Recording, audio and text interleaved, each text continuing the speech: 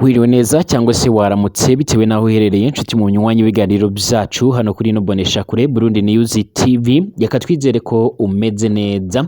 Ni nako kandi twongeye kuguha ikaze mu biganiro byacu bikomeje kugenda bigaruka ku makuru ariko aravugwa hirya no hino, cyane cyane twibanda kuri ariko aravugwa mu karere k'ibiyaga bigari. Akaba ari amakuru cyane cyane turaza guhera ngaha mu gihugu cy'u Burundi, ahakomeje kugenda haravugwa byinshi cyane bigiye bitandukanye kwibura rya Generali Bunyoni nk'uko bikomeje kugenda bivugwa, nyuma y'uko mu minsi iheze hatanguwe kugenda haracicikana inkuru zigiye zitandukanye ku mbuga ngurukana bumenyi zivuga yuko uyu mugabo wigeze kuba minisitiri w'intebe ngaha mu gihugu cy'u Burundi ndetse agakora n'indi mirimo igiye itandukanye, harimo kuba umuyobozi wa polisi, yaba yamaze gutoroka ibohero nk'uko byariko bivugwa cyangwa se byariko biragenda bitangazwa. Ariko kandi abantu benshi ntago bamenye impamvu cyangwa se by'umwihariko bamenye impamvu ya nyayo yaba yaratumye atoroka cyangwa se niba koko yaba atakibarizwa mu ibohero ryaha mu gihugu cy'u Burundi, aho benshi banashimangiraga yuko uyu mugabo yoba yaragiye kwivuza, ariko abandi bakibaza uburyo yoba yaragiye kwivuza anta cyemezo afise kimwemerera kujya kwivuza.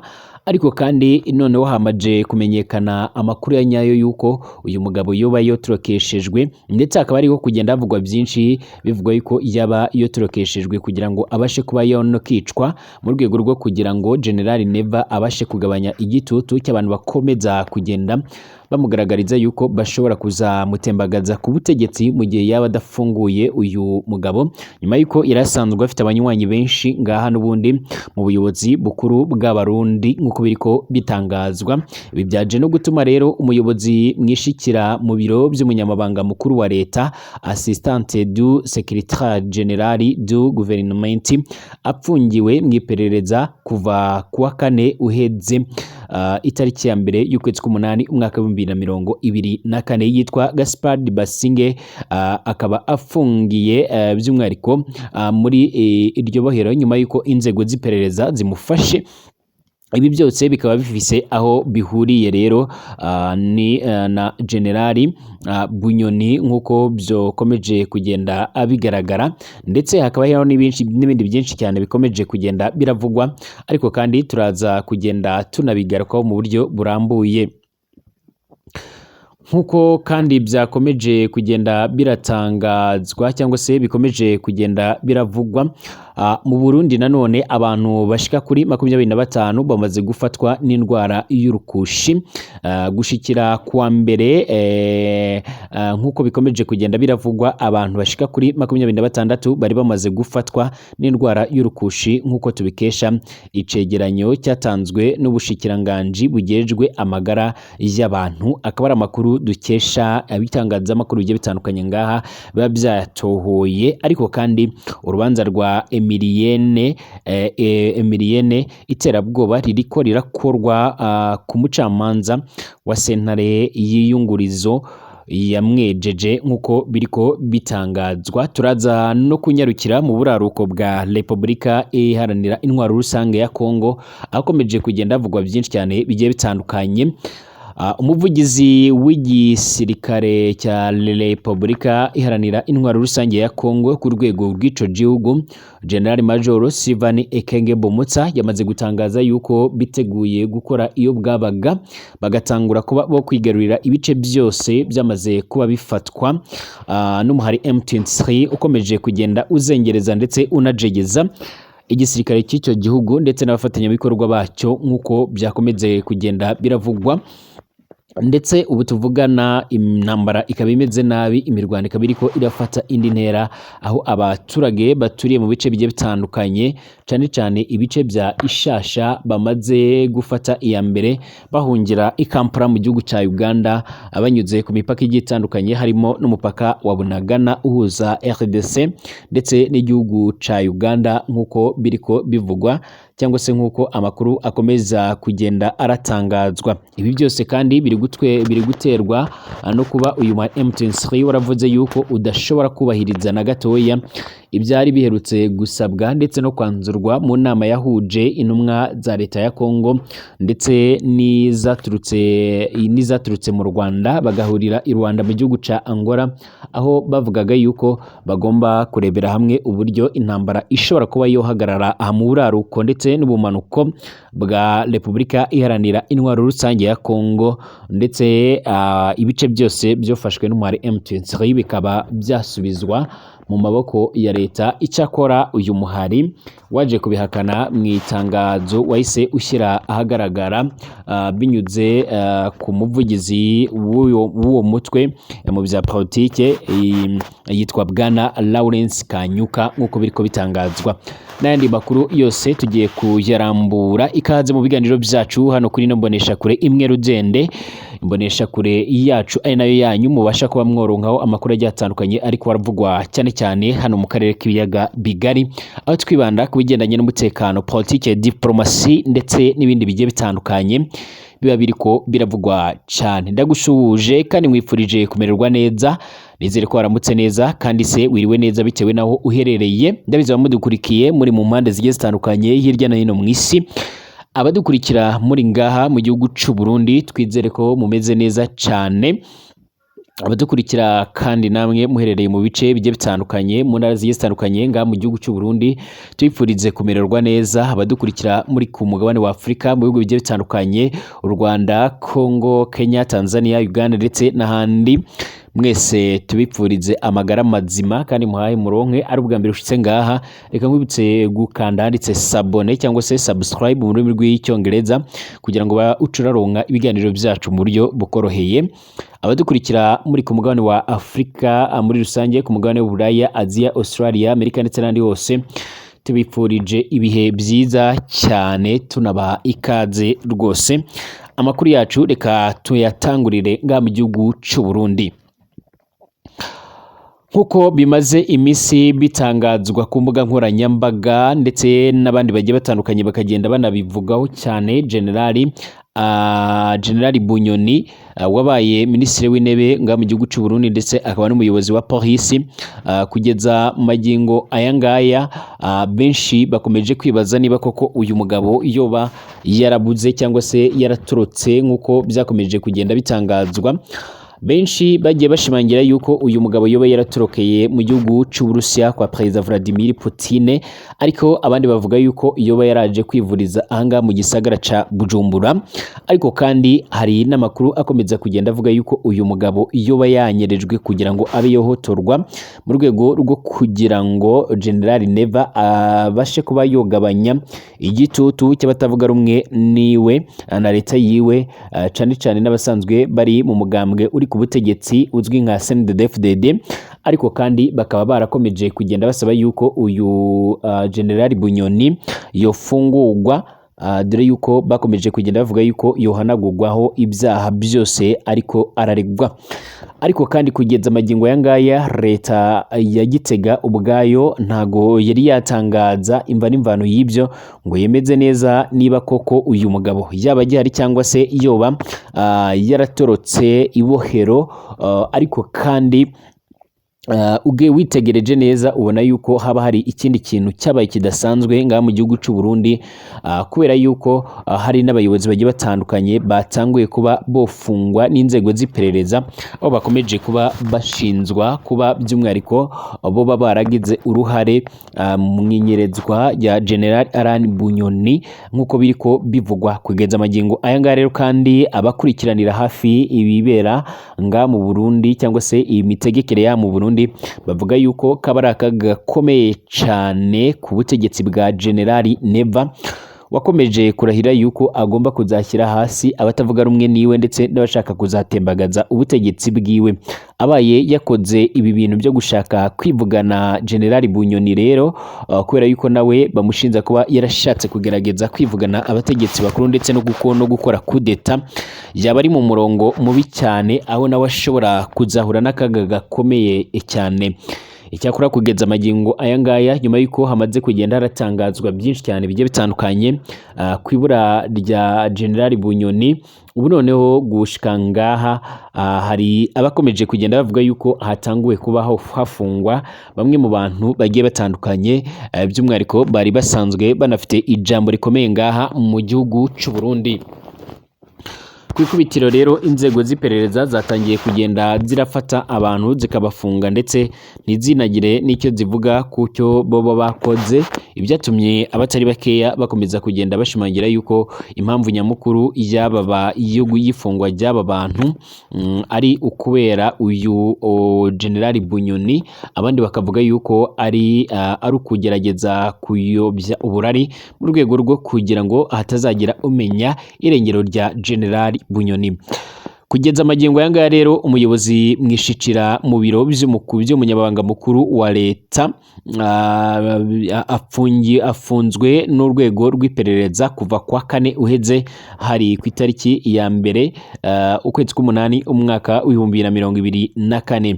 Yitwa Gaspard Basigane, ni umutama w'imyaka 71, amaze imyaka ishika kuri 19 ari umuyobozi mwishikiro chef de cabinet, hanyuma umwunganizi assistant w'umunyamabanga mukuru wa leta yakoranye kandi na Philippe Nzoboniraba, arabandanya na Prosper Ntahorwamiye, ubu ngubu yaratanzwe arakorana na Jerome Niyonzima.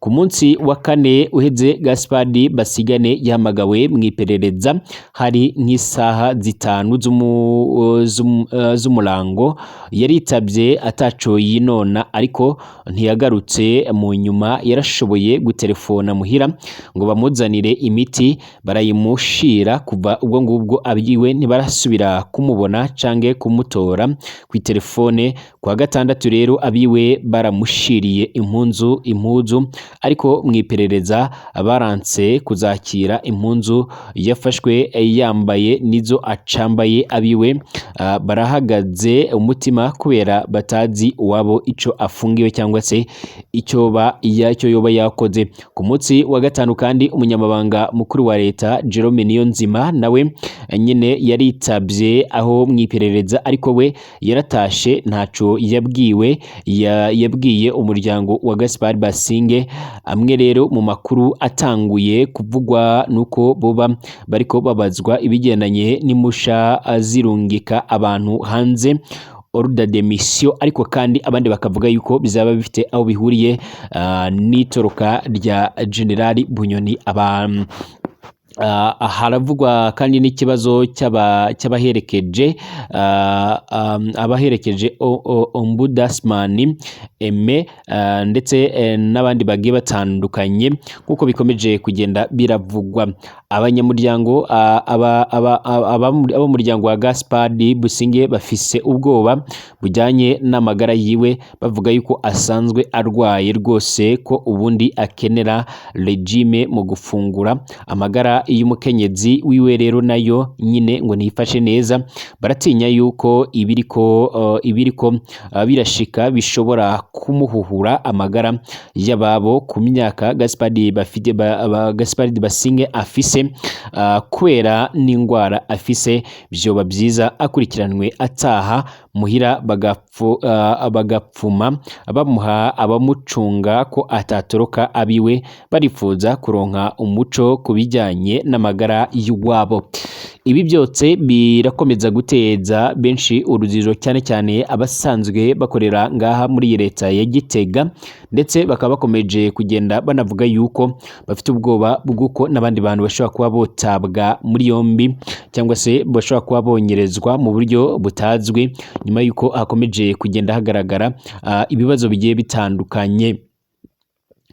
Ndondeza mu Ruyaga abagabo bashika kuri 3 baranyurujwe, umubyeyi umwe aca yicwa n'agahinda. Umutumba wa Ruyaga uri muri komine Kanyosha mu ntara ya Bujumbura, ibyabaye mu mpera zindwi iheze birababaje cyane. Uwitwa Jean Marie Ntezimana yaraburiwe irengero kwa gatanu. Umubyeyi wiwe Kapitoline mu rusaku abyumvise aca aracikana. Abagenzi ba Jean Marie Vianney bitwa Ezekiel Bukuru ndetse na Anicet Nkurunziza nabo baja kurondeza umugenzi wabo, nabo baca banyuruzwa n'iperereza mu gisagara ca Bujumbura. Ubu ni agahinda gakomeye cyane muri iyo miryango itatu, ntibazi uwo bari butakambire ngo abumve. Jean Marie Vianney Ntezimana niwe yatanguye kubura mbere, abandi nabo bashika bakurikirayo nyuma yuko bari bagiye gutangura gupereza cyangwa se kurebera hamwe gushakisha umuntu wabo. Jean Marie Ntezimana yavukiye mu Ruyaga mu mwaka w'igihumbi kimwe n'amajana 989. Ni mwene Ngendahoruri Pierre na Ndimurusaku Capitoline. Jean Marie Vianney kandi yaherukaga kwimukira mu Kamesa haruguru yo ku Musaga mu gisagara ca Bujumbura. Mu kazi kiwe ka misi yose Jean Marie Vianney asanzwe ashona impuzu. Mu bijyanye na politike, Jean Marie Vianney Ntezimana ni umunywanyi w'umugambwe SNL. Kwa gatanu uheze rero hari ku itariki 2 z'ukwezi k'umunani umwaka 2024, Jean Marie Vianney Ntezimana yari yitiriwe mu gikorwa cyo gushingura umuntu ku mpanda. Mu nyuma abiwe baramurondeye baramubura, telefone yiwe ikaguma izimije, barabuze n'umwe yobaha amakuru y'uwabo, maze inkuru irakwira ko Jean Marie Vianney yaburiwe irengero. Capitoline Ndimurusaku ntiyashoboye kwihanganira ibura ry'umuhungu wiwe. Umupfasoni Capitoline rero Ndimurusaku yari umupfakazi. Umuhungu wiwe Jean Marie Ntezimana niwe yari amutunze. Uwo mubyeyi nawe yari asanganywe ingwara y'umutima. Umubyeyi acumva inkuru yibura n'irengero ry'umuhungu wiwe yagize krize, ndetse umubyeyi aca aritaba Imana. Ikiziga ca Capitoline Ndimurusaku kiri mu buruhukiro bw'ibitaro by'abasirikare mu Kamenge kuva ku munsi w'Imana uheze.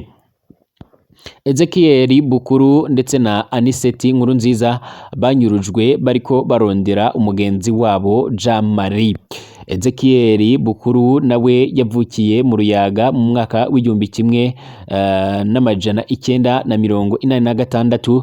Ni mwene Musabarakiza Jean ndetse na Nsananakie Denise. Ezekiel asanzwe yubakanye n'umukuru w'umutumba wa Ruyaga mu kazi ka misi yose. Ezekiel nawe nyine ashona impuzu. Mbere yakoranaga cyane na Jean Marie Ntezimana, akaba n'umugenzi wiwe Ezekiel nta bya politike azwimo cyangwa se yoba yarishoyemo. Anicet Nkurunziza avuka nawe ahitwa mu Kabumba muri komine Kanyosha nyine. Ni mwene Minani Joseph ndetse na Nkwanabose Yovine. Anicet nawe nyine akora akazi ko gushona impuzu, akaba n'umugenzi wa Jean Marie ndetse na Ezekiel mu bya politike. Anicet Nkurunziza nawe ni umunywanyi wa CNDD-FDD, umugambwe usanzwe uri no ku butegetsi nga mu gihugu cy'u Burundi. Bamaze kumenya yuko Jean Marie atatashe rero kwa gatanu, Ezekiel na Anicet bamanutse mu gisagara ca Bujumbura kwa gatandatu ari ku itariki 3 ukwezi k'umunani umwaka 2024, baja kurondera umugenzi wabo Jean Marie Ntezimana. Hari abavuga yuko boba baragiye kubaza mwiperereza ko Jean Marie Vianney yoba ariyo ari ico bikoze. Ezekiel Bukuru na Anicet Nkurunziza nabo bahise bafatwa n'abantu babona mu gisagara ca Bujumbura imbere y'ahitwa Le Parisine. Bafashwe n'abantu bari muri communauté du Bre cabine Toyota Hilux ifise ibiyo bitabona. Kuva ubwo ngubwo nta gakuru kabo. Abajyango bararondeye mu busho bugiye butandukanye barabura, baraja no muri komine Mutimbuzi babura irengero ryabo. kunyuruza abantu bakaburirwa ibirengero rero byabaye akamarabaza muri uno mwaka w'ibihumbi na 2024 ibintu biri ku rugero rwaherukaga muri mwaka w'ibihumbi 2016 inzego zose z'igihugu ziranumye nkuko ataco kiriko kiraba ya leta mvyeyi President Ndayishimiye yari yaratwemereye yuko akija ku butegetsi abarundi basigaye bibaza ko nayo itoba yaranyurujwe bahirutse bayumva ku munwa mu ngiro barayibura imiryango myinshi cyane iri mu gahinda kenshi cyane kagiye katandukanye kugeza magingo ayanga rero abarundi bagiye batandukanye bakomeje kugenda bavuga yuko bakomeje kugenda bibaza niba iyi leta ya General Neva ari kishobora kuba iyo bagezaho mu gihe abantu bakomeje kugenda baburirwa irengero buri munsi mu buraruko bwa Republika Iharanira Intwaro Rusange ya Kongo igisirikare ca RDC kiravuga yuko coba cyiteguye kugarukana uturere twose twamaze gufatwa n'umwari M23 umuvugizi w'igisirikare ca RDC General Sylvain Ekenge Bomusa yaraye atangaje yuko igisirikare ca RDC kigiye gwasha umwari M23 ku butaka bwa Kongo bongere bagarukane uturere twose tumaze gufatwa n'uwo muhari ibi yabishikiriye mu misi iheze mu kiganiro n'abamenyesha makuru ikisangani aho yarari kumwe n'umuvugizi wa guverinoma akaba na minisitiri w'itumanaho n'itangazamakuru aho ngaho ikongo bwana Patrick Muyaya mu gihe umwari M23 umaze igihe wifatira uturere twinshi mu ntambara zibera mu buseruko bwa Kongo zihuza uwo muhari n'igisirikare ca Kongo umuvugizi w'igisirikare ca RDC General Sylvain Ekenge Bomusa yarayamenyesheje ko bagiye gwasha umuhari wa M23 mbere bongere bagarukane uturere twose tumaze gufatwa n'uwo muhari ibi yabitangaje kuri uyu wa gatanu ikisangani mu kiganiro n'abamenyesha makuru muri ico kiganiro kandi haca rimwo n'umushikiranganje ajejwe kumenyesha amakuru akaba n'umuvugizi wa leta Iharanira Intwaro Rusange ya Kongo bwana Patrick Muyaya muri ico kiganiro kandi umuvugizi w'igisirikare ca Kongo yanavuze yuko igisirikare kigiye gukorana n'abanyagihugu kugira ngo batsinde urwo rugamba Sylvain Ekenge Bomusa yagize ati dushaka gukorana n'abanyagihugu bacu kugira ngo dutsinde urugamba kandi twiyemeje kurutsinda tugarukane uturere twose uwo muhari umaze kuba wofata Sylvain Ekenge kandi yamenyesheje ko ikibazo catumye badatsinda urwo rugamba bamaze kugitahura mbere umwanzi bakamugeza iyo yavuye ariko nyuma yuko avuze ibyo byose ubu noneho umuhari M23 waje gukora hati hejuru umasha kuba by'umwihariko wongera gufata ibice bigiye bitandukanye byinshi aho ngaho mu buraruko n'ubuseruko bwa Republika Iharanira Intwaro Rusange ya Kongo kugeza n'ubwo abasoda benshi barimwo igipolisi ndetse n'igisirikare n'abaturage bashika ku bihumbi 200 bamaze guhungira mu gihugu ca Uganda c'abaturanyi kuko byaje kwemezwa n'abategetsi angaho mu gihugu ca Uganda twongere gusubira mu masaha ari imbere bashimira ko mubana nanjye kuri ino mbonesha kure yacu ari nayo yanyu Burundi News TV ari ubwa mbere ushitse ngaha kandi handitse sabone kugira ngo uje uraronka ibiganiro byacu mu buryo bworoshe